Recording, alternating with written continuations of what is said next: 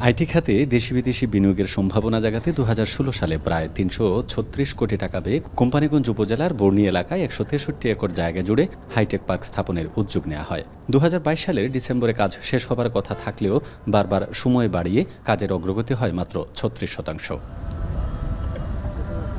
এর মধ্যে ২০২৪ সালের নভেম্বরে প্রকল্পটি বাতিল করে অন্তর্বর্তীকালীন সরকার। এরপর থেকে মুখ পড়ে আছে তথ্য প্রযুক্তি খাতের উন্নয়নের লক্ষ্যে শুরু হওয়া এ প্রকল্পটির।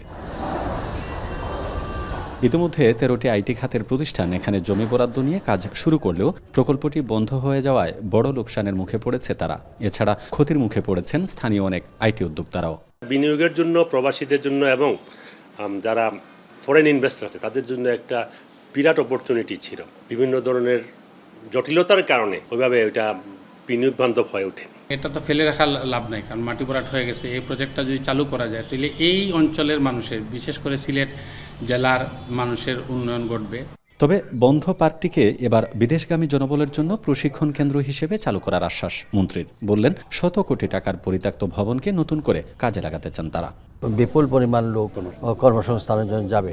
তো এখন যাওয়ার আগে তাদেরকে স্কিল তৈরি করার জন্য তাদেরকে ট্রেনিং, এখন আমি নতুন ট্রেনিং সেন্টার মনে হয় 2 বছর যাবে। তো এখানে পড়ে রয়েছে এগুলো, আমরা চাচ্ছি এখানে আমরা প্রশিক্ষণ দিয়ে এদেরকে ল্যাঙ্গুয়েজ কোর্স সহ স্কিল তৈরি করে এখান থেকে যাব। ব্যবসায়ীরা বলছেন, সঠিক ব্যবস্থাপনা থাকলেই এখানে দেশি বিদেশি প্রতিষ্ঠান বিনিয়োগ করবে। তাই একটি যৌক্তিক সমাধান টানতে পারলে শুধু সিলেট নয়, পুরো বাংলাদেশে থেকে লাভবান হবে মন্তব্য তাদের। গুলজার আহমেদ, এখন সিলেট।